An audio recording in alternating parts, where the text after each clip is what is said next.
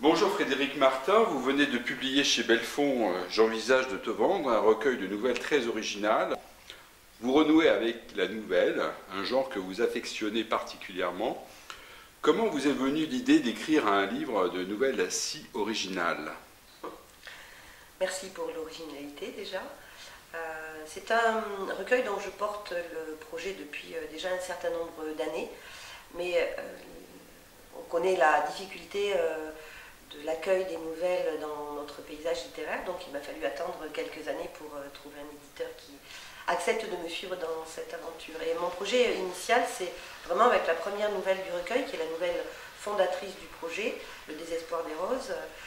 L'idée était donc de travailler sur un recueil de dystopie ou d'anticipation sociale, mais très proche de nous, à 5 ans, 10 ans, enfin, aucune date n'est mentionnée à aucun moment, mais pas quelque chose qui soit très loin, comme Orwell l'avait fait en son temps, mais quelque chose qui soit au contraire très propre, très proche de nous, comme une probabilité future. Voilà. Et Belfond n'est pas n'importe quelle maison d'édition, ce qui est un bon choix en même temps. Comment les différents thèmes qui émaillent cet ouvrage sont nés? Là, ils sont nés de mon observation d'abord de citoyenne, j'ai envie de dire, tout simplement. Et puis, par ailleurs, j'ai diverses activités artistiques, et notamment, je chronique dans une radio, dans ma région toulousaine, dans une émission sur Radio Campus, dans une émission satirique et politique où on est chroniqueur, une émission qui s'appelle Papillot Clebord. Donc, pour alimenter les chroniques que j'écrivais pour cette radio, je me suis mise à m'intéresser à divers sujets que je n'aurais peut-être pas creusés aussi loin dans d'autres circonstances.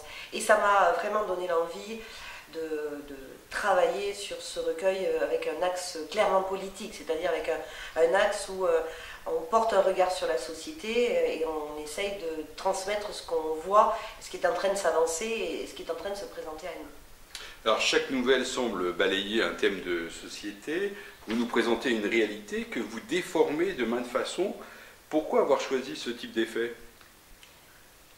Justement parce que ça ouvre énormément le champ fictionnel, et puis ça permet aussi de dire des choses sur un ton presque cynique, presque humoristique, avec une distance qui permet de dire bien plus de choses qu'on ne pourrait le dire si on était collé à l'instant présent.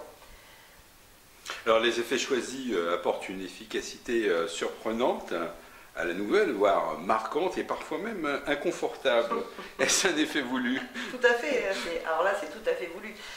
Ce qu'il y a de vraiment intéressant avec la nouvelle, c'est qu'elle permet beaucoup de manipulation. Et puis, on peut aborder 12 thèmes de société dans un même recueil, ce qui ne serait pas possible dans un roman. Ouais. Souvent, je dis, c'est comme une sorte de boule à facettes. Je voulais aborder plusieurs thèmes, mais plein de gens ont parlé de ces thèmes avant moi, et des sociologues, des politiciens, des psychologues, enfin, que sais-je, des historiens. Moi, ce que je voulais amener, c'est un objet de réflexion. Que le lecteur, quand vous me dites il y a des nouvelles qui nous laissent dans une position inconfortable, tant mieux. La nouvelle, elle sert à ça, c'est-à-dire à secouer un petit peu. Et ce qui est intéressant, c'est que le lecteur ne parte pas complètement rempli de quelque chose, mais avec des interrogations. En tout cas, c'est ce que j'espère. Enfin, on voit des clins d'œil avec... moi, j'ai pensé sur une nouvelle immédiatement à Kafka, sa métamorphose. Alors, en lisant ces nouvelles, également, j'ai pensé à Molière, qui lui présentait des situations sans issue, qui se débloquaient d'une manière farfelue. Vous nous présentez une situation farfelue en assumant la dure réalité d'une situation qui pèse sur les personnages et qui fait mal. Qu'en pensez-vous? Oui, ce sont des personnages qui sont malmenés par les sociétés liberticides dans lesquelles ils se retrouvent, et parfois ils se retrouvent dans des situations sans issue, effectivement, ces personnages-là. Mais pour moi, c'est le reflet de la réalité sociale telle que nous la vivons aujourd'hui. Pour moi, aujourd'hui, il y a des gens qui sont dans des situations qui sont sans issue. Donc, que mes personnages dans ce recueil se retrouvent dans ces situations-là, c'est tout à fait normal. Ils subissent carrément leur... Pas dans toutes les nouvelles, hein. Oui. Il y en a quand même une, notamment la prophétie de la goutte d'eau, par exemple, où là, ils ne subissent pas au contraire, ils prennent les devants. Pensez-vous qu'en imaginant un déplacement, comme vous le dites, des curseurs dans nos sociétés, on puisse prendre conscience des problématiques qui l'alimentent afin de trouver de nouveaux axes de réflexion et des solutions adéquates? En tout cas, c'est une des pierres qui peuvent faire partie de cette construction-là. On est obligé d'attaquer les choses par plusieurs angles. Je ne crois pas qu'il y ait une personne qui amènera la révolution. C'est parce que plusieurs personnes travailleront dans le même mouvement qu'il pourrait y avoir une révolution, quelle que soit la forme qu'elle prenne. Donc si ce recueil participe à la réflexion autour des dangers qui nous guettent en tant qu'être humain et en tant que société démocratique, entre guillemets, tant mieux. Tant mieux. Mais à moi toute seule, je n'ai pas la prétention de mener le flambeau. Parce qu'il y a des nouvelles qui sont assez, qui frappent fort, notamment la première, qui, voilà, j'envisage de te vendre, qui pour moi un problème de cordon ombilical, finalement. Bon, c'est comme ça que je l'ai ressenti avec la mère de famille, et qui pose un peu le problème, j'imaginais, de certaines générations qui ont du mal dans cette société à voler de leurs propres ailes et qui restent un petit peu immatures. Enfin, c'est comme ça que j'ai ressenti la chose. C'est-à-dire que c'est une nouvelle qui parle de la société de consommation, puisqu'on est dans une société où il est légal et normal de vendre des gens. Et là, c'est un fils qui vend sa mère. Et à travers le prisme familial et de la relation fils-mère, et d'une certaine manière, on pourrait dire à travers qu'est-ce qu'on fait du lien intergénérationnel, comment ce lien intergénérationnel existe ou n'existe pas aujourd'hui. À travers donc ce prisme assez étroit, on parle d'une manière plus large aussi de ce qui guette dans une société où finalement vendre des êtres humains serait tout à fait normal. C'est déjà le cas, on vend déjà des êtres humains, c'est juste que c'est interdit. Ça ne va pas durer. Dans cette histoire-là, on nous dit ça ne va pas durer. Pourquoi on n'aurait pas le droit de vendre des gens? C'est une marchandise comme une autre, après tout. Alors, je voulais aussi vous interroger sur une nouvelle qui m'a frappé. Moi, c'est ce couple qui est fusionnel, et puis tout d'un coup, tous des règles. Et là, on bascule sur le côté un peu kafkaïen. Il ressent une odeur lorsqu'il arrive. Et alors, ça, elle est terrible, cette nouvelle. Et puis, on laisse le personnage principal un petit peu sur la rive, sur la grève. Il est là, il subit les choses, ça se délite complètement, il n'y peut rien, personne n'y peut rien, et voilà. Et du coup, le lecteur est très mal. Oui, parce que c'est une nouvelle très ambiguë. Est-ce qu'on flirte avec un dérèglement des sens, enfin de son sens olfactif? Est-ce qu'on flirte avec la folie? Qu'est-ce qui se passe dans ce couple fusionnel quand l'enfant paraît? Ça, c'était un peu avant, parce qu'il sentait déjà une odeur en rentrant, avant qu'elle lui annonce... Oui, avant qu'elle lui annonce, mais il commence à sentir cette odeur à un moment précis, mais elle ignore qu'elle est enceinte à ce moment-là. Donc lui, il le sent tout de suite, c'est juste qu'il ne sait pas de quoi il s'agit. Donc là, en fait, l'enfant qui finit par... repousser un petit peu les parents de part et d'autre et qui fait sa place. Et toute la difficulté du tiers dans la relation amoureuse. Oui. L'enfant, c'est un tiers dans la relation amoureuse. De même que le père est censé servir de tiers pour défusionner la mère et l'enfant, et bien l'enfant, il défusionne le père et la mère quand il arrive, ça c'est clair.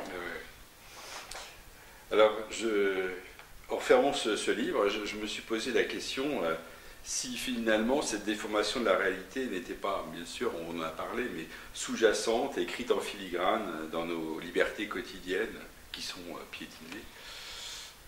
Oui, on en a parlé, on pourrait parler de chacune des nouvelles, de chacun des thèmes qui est abordé, et il y a une probabilité, on n'est pas dans quelque chose d'invraisemblable, on est dans quelque chose qui paraît très exagéré de notre point de vue d'aujourd'hui, mais on est dans quelque chose qui n'est pas du tout invraisemblable, ça fait partie des probabilités. Et il pourrait y en avoir d'autres. Sur un même thème, on pourrait dérouler comme ça 3-4 probabilités sur un seul thème. Bon, moi, c'est pas ce que j'ai choisi de faire. J'ai choisi de renouveler à chaque fois et le point de vue et le thème que j'abordais. Parce que c'est vraiment très très varié. Toutes les nouvelles sont très variées. Mais il y a une cohérence complète dans le recueil, c'est-à-dire une cohérence et une progression dans le recueil. C'est vraiment, ça a été mon souci constant tout le temps d'écriture. D'ailleurs, pour tout dire, le projet initial que je porte déjà depuis une dizaine d'années sera un triptyque. Ce n'est que le premier volume d'un triptyque. D'accord. Bah, justement, c'était ma question. Quels sont vos projets? Alors j'en ai plusieurs, j'en ai plusieurs. D'abord, je sais déjà que le second volume de ce triptyque traitera sous le même angle dystopique les promesses que nous amène la science à très court terme, parce que là on parle de très très court terme avec la science, à travers les expériences que j'ai pu avoir dans des collaborations avec le CNES, avec l'INSA ou avec la Novella à Toulouse. J'ai rencontré plusieurs scientifiques, j'ai fait des recherches autour de la science et j'ai fait des découvertes fabuleuses.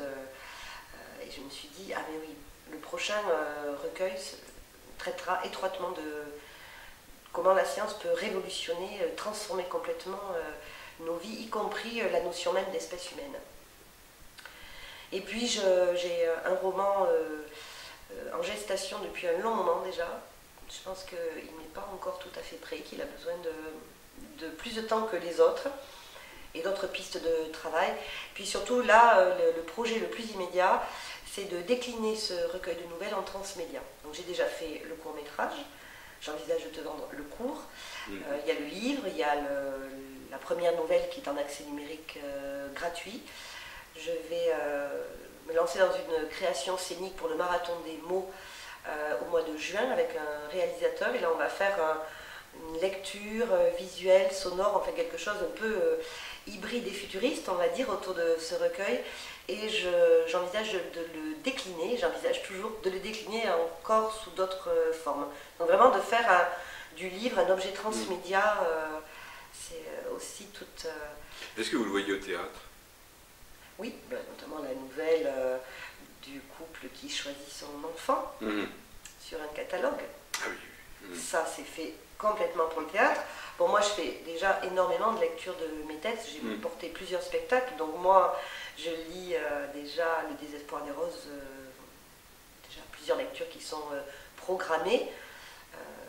Mais il y a vraiment d'autres possibilités autour de toutes ces nouvelles et je compte bien toutes les explorer. Écoutez, merci beaucoup Frédéric. Merci à vous.